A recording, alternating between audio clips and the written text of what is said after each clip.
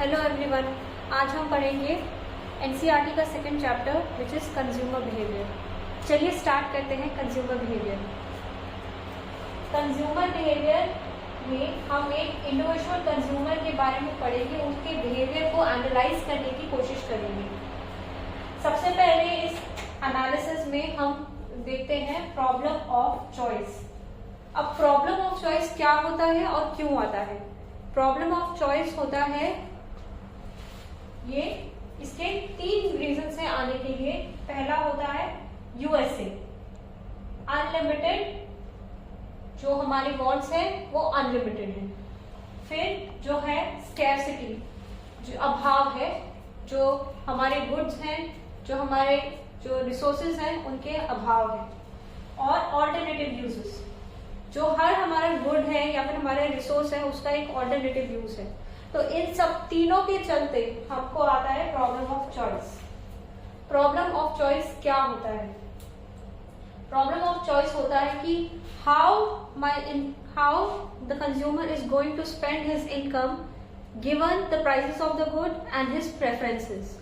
इसका मतलब है कि जो मैं कंज्यूमर हूं, वो कैसे अपनी इनकम को खर्च करेगा मेरे प्रेफरेंसेस के चलते और उन गुड्स के प्राइसेस को गिवन लेते हुए। एक एग्जांपल ले लेते हैं। सपोज मेरे पास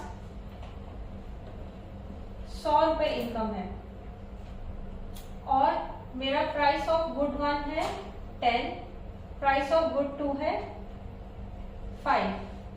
पहले वाले को हम मैंगो मान लेते हैं, दूसरे वाले को हम बनाना मान लेते हैं। तो हमारी इनकम जो है 100 यूनिट्स है और प्राइस ऑफ मैंगो, एक मैंगो का प्राइस हमारा 10 यूनिट्स है और प्राइस ऑफ बनाना, एक बनाना का जो प्राइस है वो 5 यूनिट्स है। अब यहाँ पे मेरी इनकम गिवन है, मेरे प्राइसेस भी गिवन है। तो अब मेरे को प्रॉब्लम ऑफ चॉइस ये आता है कि अगर इफ माई प्रेफरेंसेस से कि मुझे मैंगो बहुत ज्यादा पसंद है, तो मैं अपने सारी की सारी इनकम 10 मैंगोज पे लगा दूंगा। या फिर मुझे बनाना बहुत पसंद है तो मैं अपनी सारी की सारी इनकम 20 बनानास पे लगा दूंगा। लेकिन अब एक ऐसा भी कंजम्पशन बंडल आता है जहां मुझे दोनों की जरूरत है।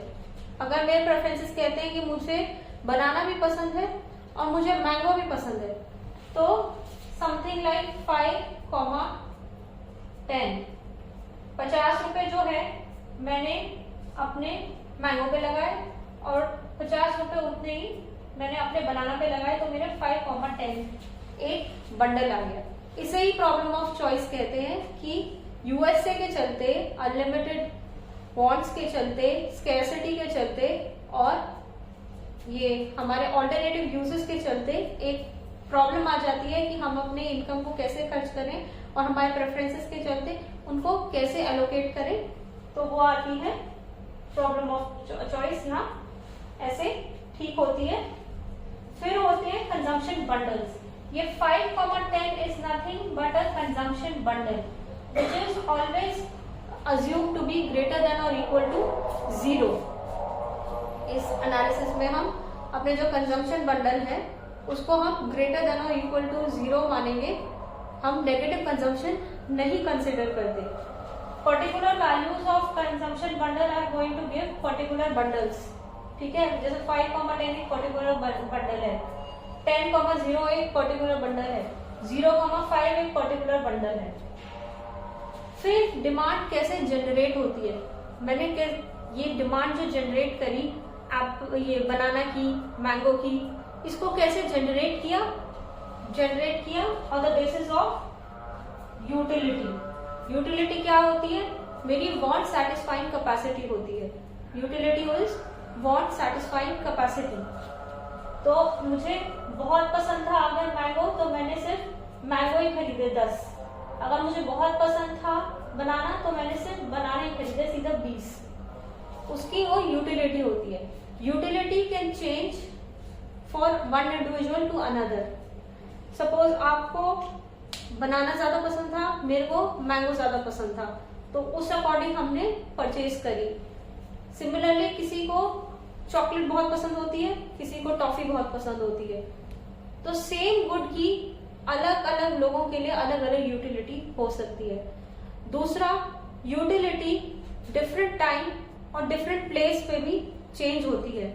फॉर एग्जाम्पल, सर्दियों में टी कॉफी बहुत अच्छी लगती है तो उसकी यूटिलिटी उस टाइम बहुत ज्यादा हो जाती है, लेकिन वही टी कॉफी अगर आप गर्मियों में लेते हो तो उसकी यूटिलिटी उतनी नहीं रहती है।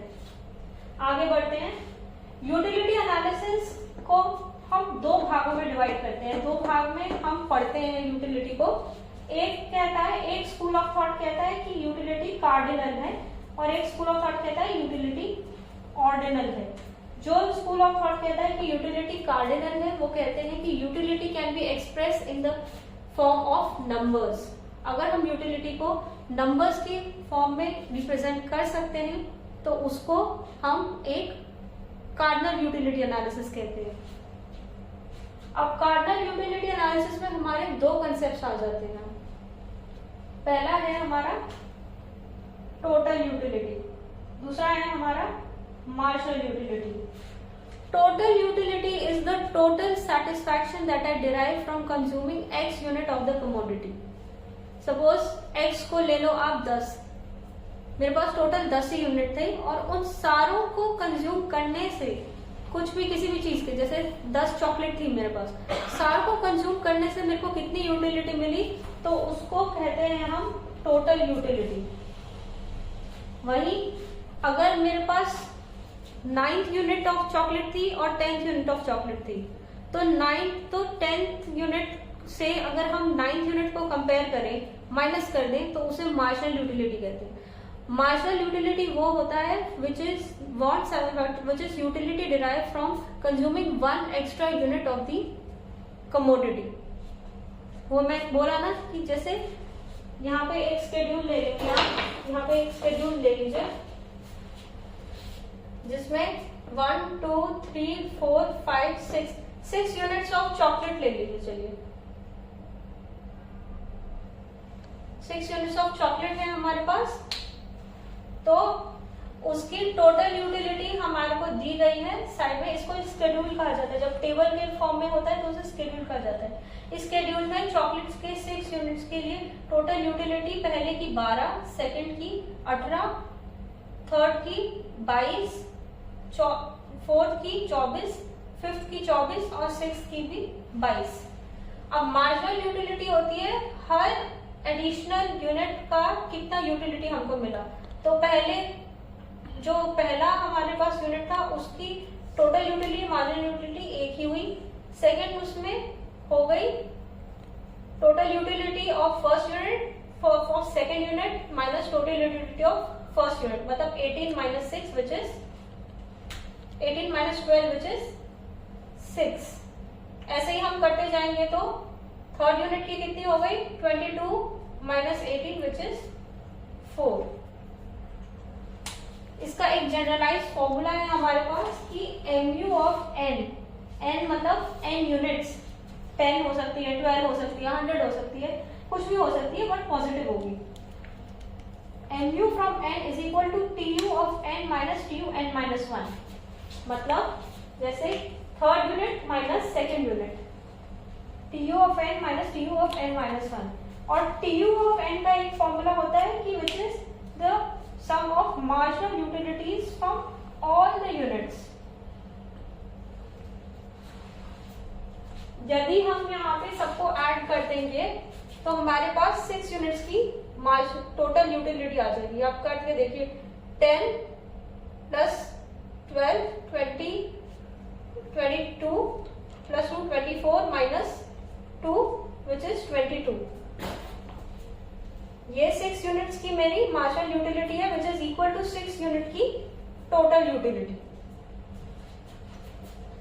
अब आप ध्यान से देखेंगे तो पहले जो था total utility which was increasing at an increasing rate, then it became constant 24 then it started decreasing. इसको ही हम कहते हैं law of diminishing marginal utility. Law of diminishing marginal utility states that as my consumption increases, my marginal utility will keep on falling. TU will first increase at increasing rate, then it will increase at a constant rate, eventually it will fall, but this will remain positive. But marginal utility can be negative also. Thank you.